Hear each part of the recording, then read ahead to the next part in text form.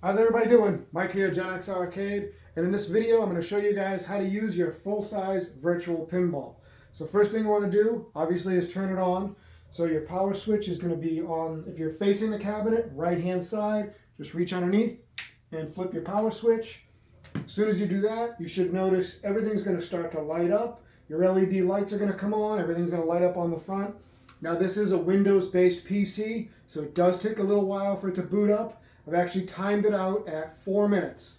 So go grab a cup of coffee, go grab a Snickers, and when you come back, you're going to be ready to play some pinball.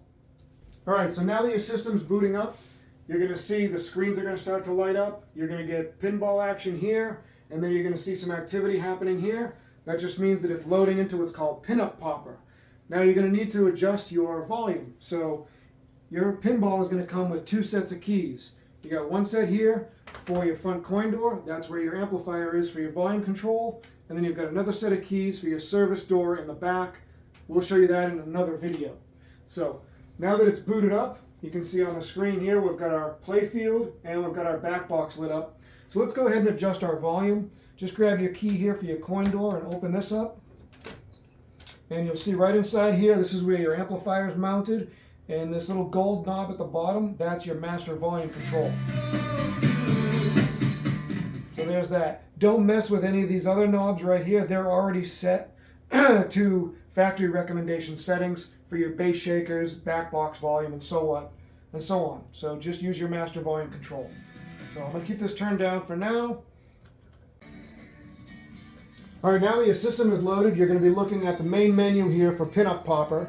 And you're going to use your left and right flipper buttons to navigate. So I like to use the left one, and you can select which pinball category you want to load. So we have visual pinball, we have FX3, and we have future pinball.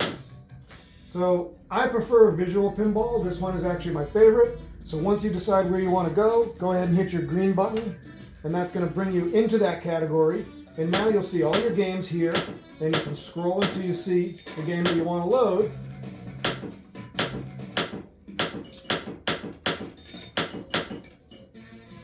And once you find a game that you want to play,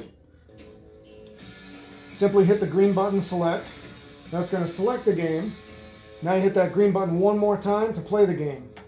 Welcome to hell in a box. Give it a moment to load. Some games take longer than others to load. If it's a game that has a lot of visual and audio effects in it, it will take longer, so please be patient.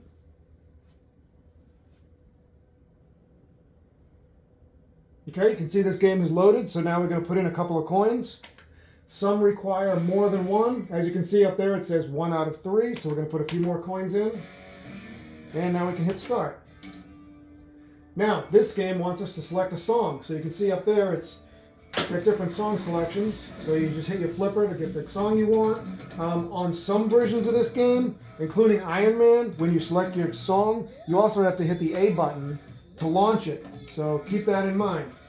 So you can go ahead and play this game just like you would normally. You got your flippers on the side and your ball launcher right here.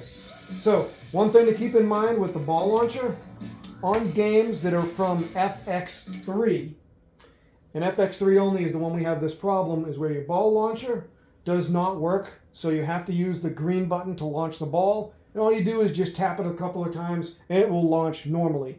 Unfortunately, that's a defect in the software for FX3 that has not been remedied yet. So hopefully someday that gets fixed. But until then, that's how that works. But other than that, your plunger works on about 80% of the rest of the thousands of games that are on here. So once you're done playing this game, you just hit your exit button here. And that's going to bring you back to the subcategory where you were.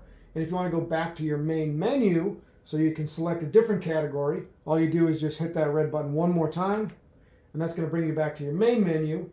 And you can switch over to here, for instance, and go to future pinball, for example. Okay, so now you know how to select a game, play a game, and exit a game. Now I need to show you guys how to shut this thing down. And that is where your keyboard comes in handy.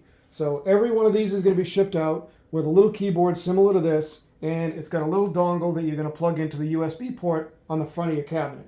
Just make sure that this is turned on, so there's a little switch right here.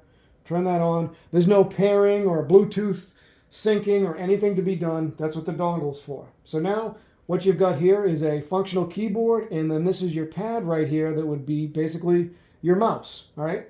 So now, you can't shut this off by just flipping the switch because it's Windows-based, and you could corrupt the system, okay?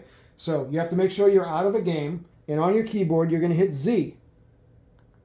So you'll notice that now we have exited Pinup Popper, and now we are actually on a Windows-based screen. So it's just like if you were looking at your computer, and you're going to navigate using this right here, and see the mouse cursor moving on the screen? There you go. So we're just going to navigate all the way over here to the bottom left, just like if you were shutting off your home PC. And you can tap, and we're going to go up one. See where it says power, and we're going to tap that, and then we're going to go to shutdown. And the system's going to shut down. You'll know it's shut off because all your lights on the front are going to go off.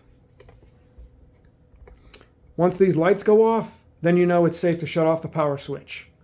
So give it just a moment. And I always like to make sure that these are shipped out with Wi-Fi disabled.